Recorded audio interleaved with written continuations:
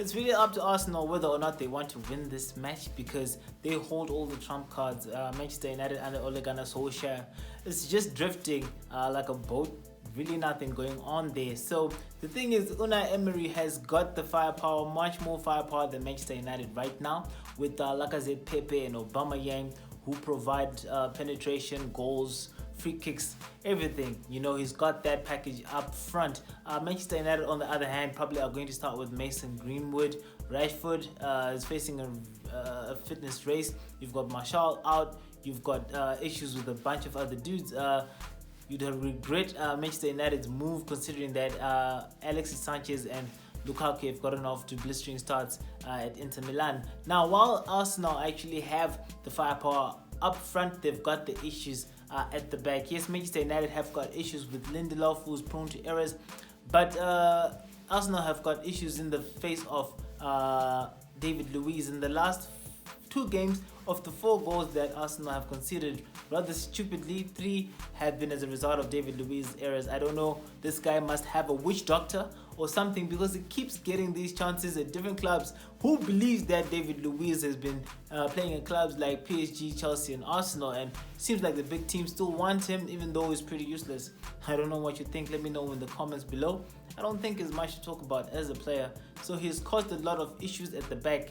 There have been 3 errors that have led to goals in the last 3 matches for Arsenal, and in 2 of the matches it was Arsenal actually causing the errors.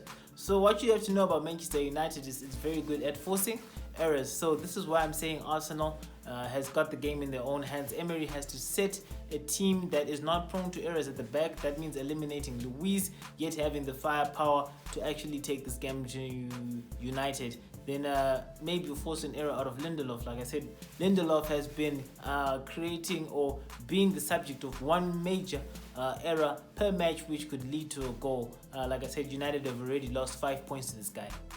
More reasons why Arsenal has this game in their hands. Aubamayeng is going to go after Lindelof, and you know Lindelof is very bad on the turn, is slow in terms of pace. So if through passes are being threaded through like Arsenal is known for, Lindelof is going to have issues. Of course, he's a snail. Lucky for Lindelof, his problems will be limited to the ground, because you know he's also weak in the air. He has cost Manchester United 5 points from the air. Is like Phil Jones. These guys are like ostriches, they just can't fly.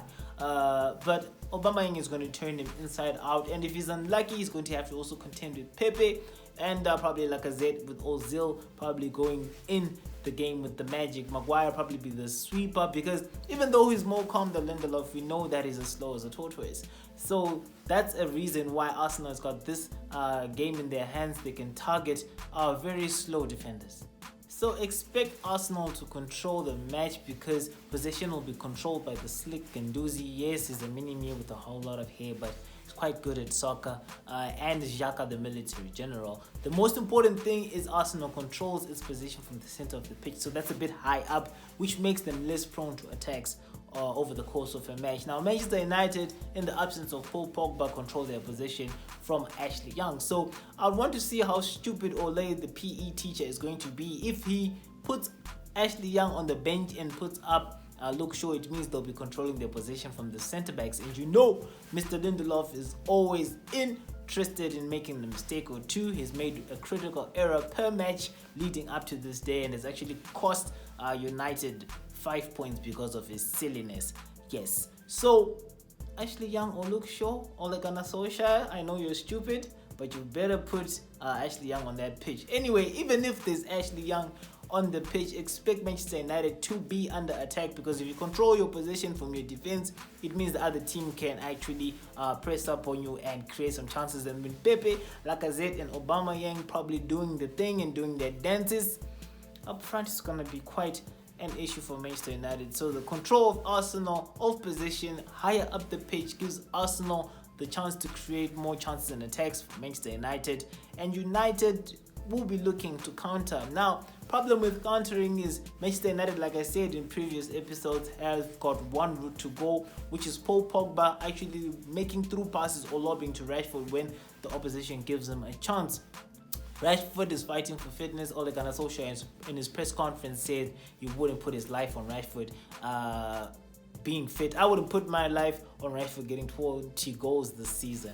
But hey, that's a story for another day. There'll be Mason Greenwood, but with nobody to supply him, the route down the middle is closed. So knowing that Arsenal actually defends narrowly at the back, you'll be looking maybe at Daniel James, who has been found out over the last few games that spark is gone, and Pereira probably trying to create something from the sides from Mason Greenwood. So it's looking pretty bleak for Manchester United.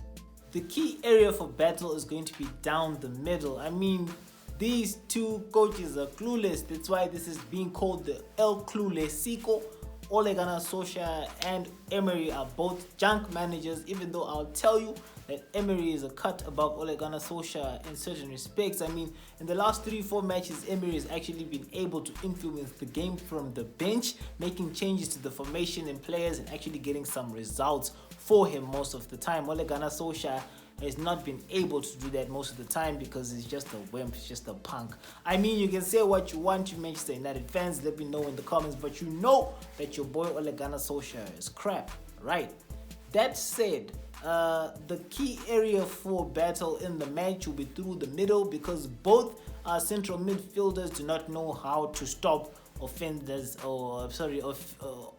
opposition teams from attacking. If you see, most of the shots taken against Manchester United and against Arsenal are from the middle at the center of the box, meaning the central midfielders are not doing anything to cover the bases. But the most important thing is that Arsenal will be able to create more from all parts of the pitch when compared to Manchester United. Manchester United does not have a lot of creative people. To be creative, you have to be a player who can hold the ball like Paul Pogba, look around, pick a pass. If you notice, people say, hey, Martial, Rashford, James, they're all pacey. They're pacey because they don't have what it takes to be in one place and to actually stitch the ball together.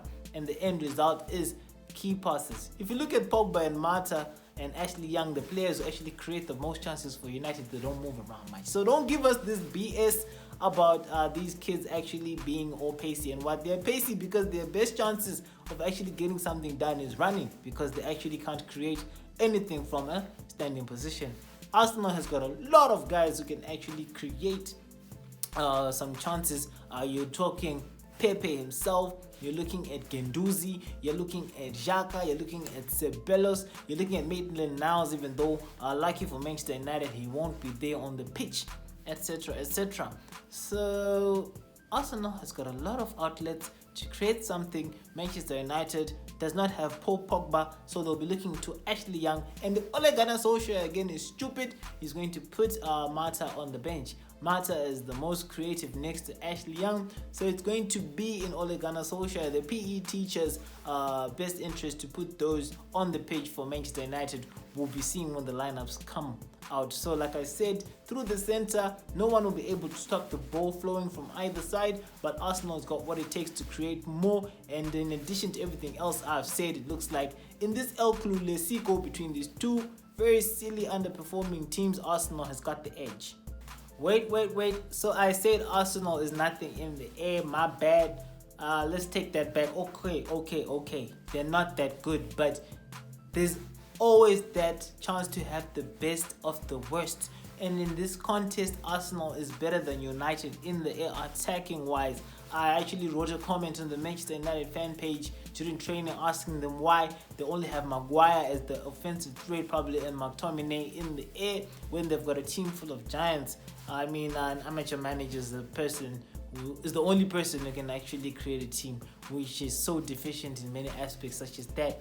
Anyway, Arsenal is actually better than United in the air offensively because it's got Lacazette and Pepe. Pepe is actually quite good in the air. Now, whether he's going to score is something else. We know he's not been very prolific, but there's a chance that if something is hung up in the air, maybe from a corner kick by Ozil, expect Lacazette, Pepe, and to a smaller extent Aubamayeng to go for that. So that's another arena in which Arsenal, at least on paper, is better than United. These are two chickens fighting to rule the roost, while the Eagles like Manchester City and Liverpool fly high above. Looking at these guys, these are the teams probably fighting for 6th, 7th position somewhere there, and going to end up somewhere in Kuvuki land by the end of the season, even though in this match, it's looking like in the air, at least Arsenal has got an advantage in addition to the other advantages that I've talked about. But stupid Emery might not be able to put 2 and 2 together. Even though both sides are leaking like a burst diaper, Arsenal actually puts in more of a defensive effort as a squad. Jose Mourinho would be pleased by how Arsenal actually defends as a complete unit when it's under pressure. You actually see the forwards heading the ball away, tackling and intercepting, tracking back and doing the business. Manchester United unfortunately cannot do the same.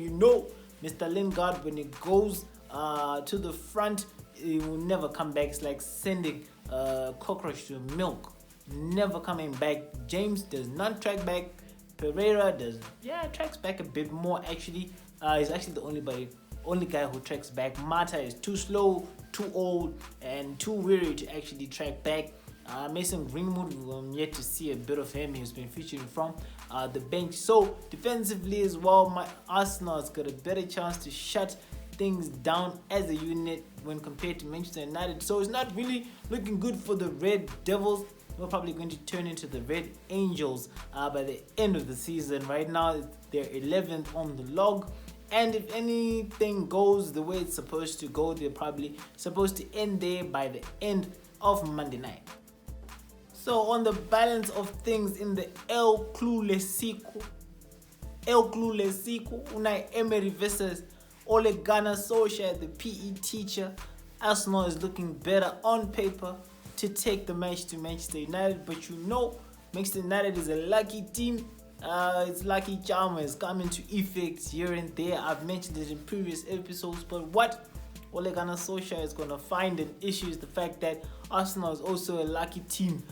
Should have dropped some points these last 3 matches, but also got lucky with some things. So I am tipping Arsenal to take this match and dump Manchester United out of the top 10 to really reveal how much of a mid-level club that it has become. I'll be conducting an analysis of the United squad with the question, is it really still a top 6 team? Can we really still call it a big 6 team or a big 4 team? Probably start with 4 and stretch it a bit to 6. But looking at some of the poor quality on the pitch for United, under the guise of class of 92, whatever branding Ed Woodward funny plan has got going on, Manchester United is now a mid-level team, and the results are starting to show. The numbers do not lie.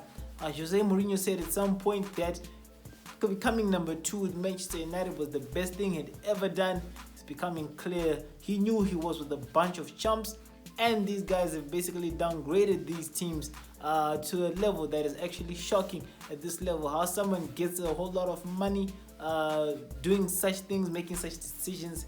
The decisions Ed Woodward is making is appalling. You've sold fridges in the form of Sanchez and Lukaku, and they've retained cooler boxes in the guise of Rashford and Lingard and the rest of those other little kids. And Manchester United is definitely going to pay the price. Let me know what you think about my preview. Do you think Manchester United has a chance? I don't think so, and I'll be here with my review to tell you that I told you so. Unless something happens, some witchcraft here and there. So for the review, subscribe to the channel, like the video, share, click on the notification bell because it's the critique here, and I'm not going to stop. Mine is still a small channel, and going for keywords like Manchester United is a bit difficult, so I'm going to be branching out into other topics that you might find of interest. I'm going to be talking of relationships. Probably start with something like how to know he or she is cheating on you. Like, I know a lot of you are being cheated on, So I want to give you insights so that you don't hang on to fruitless relationships, stuff like that. So just like the channel, because there's a whole lot going on behind the scenes. I'm conducting a bit of research. New stuff is going to be coming out outside Manchester United. Cheers.